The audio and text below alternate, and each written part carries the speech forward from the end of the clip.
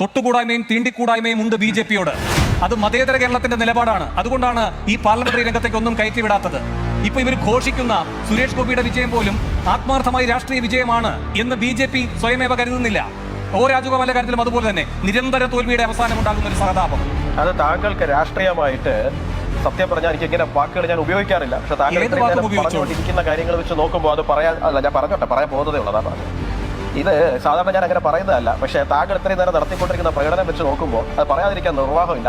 താങ്കൾക്ക് വിവരമില്ലാത്തത് കൊണ്ടാണെന്ന് മാത്രമേ എനിക്ക് ആ വിഷയത്തിൽ പറയാനുള്ളൂ.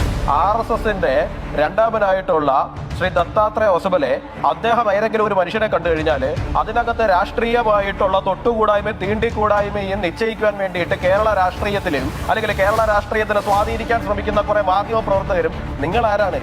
അതിനെയാണ് അവിടെ ചോദ്യം ചെയ്തത്. അവിടെ ചോദ്യം ചെയ്ത് കഴിഞ്ഞാൽ ഉടനെ അത് പിണറായി വിജയന് അല്ലെങ്കിൽ CPM-നെ പ്രതിരോധിക്കാനുണ്ടാവും. ഞങ്ങൾ എന്തിനാ അവരെയൊക്കെ പ്രതിരോധിക്കാൻ വേണ്ടി പോകുന്നത്? ഞങ്ങൾക്ക് ഇഷ്ടമുള്ള ആൾക്കാർ പോകും, കാണും. അത് ചോദിക്കാൻ നിങ്ങളാരാ? നിങ്ങൾ ഇവിടെ ആരെങ്കിലും ഏൽപ്പിച്ചിട്ടുണ്ടോ?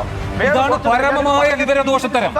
ഇപ്പൊ യുവരാജ് പറയുന്നതാണ് പരമമായ വിവരദോഷത്തരം. നിങ്ങൾ ഇത്രയും നേരം നടത്തിയ വെർബൽ ഡയറിയ ഞാൻ മിണ്ടാതെ കേട്ടോണ്ടിരുന്നതാണ്. ഞാൻ പറയുന്നത് കേട്ടതിന് ശേഷം നമുക്ക് സംസാരിക്കാം. നിങ്ങൾ ഇവിടെ കുറച്ചു നേരത്തെ പറഞ്ഞല്ലോ എന്താണ് ആ രാഷ്ട്രീയ കേരളത്തില് BJPക്ക് തൊട്ടുകൂടായ്മ ഉണ്ട്, വെച്ചിട്ടുണ്ട്. തന്റെ വീട്ടിൽ നിന്നാണോ കൊണ്ടുവച്ചത്? മര്യാദയ്ക്ക് സംസാരിക്കണം. പറഞ്ഞില്ലാന്ന് വേണ്ട. നിങ്ങളാണോ തീരുമാനിക്കുന്നത് ഇവിടെ രാഷ്ട്രീയ തൊട്ടുകൂടായ്മ ഉണ്ടാവണോ വേണ്ടോ എന്നുള്ള കാര്യം? പാർലമെന്റിലേക്കും ഈ പറയുന്ന നിയമസഭയിലേക്കും കയറ്റിയിട്ടില്ല. കയറ്റിയത് ഈ പറയുന്ന നിരന്തര പരാജയങ്ങളുടെ ഈ പറയുന്ന സഹതാപ തരംഗം കൊണ്ടാണ്. അല്ലല്ല, ആ രൂപത്തിൽ വർത്താനം പറയരുതേ. മിണ്ടാതിരിക്കുന്നൊന്നും ഇങ്ങോട്ട് എഴുന്നള്ളിക്കണ്ട.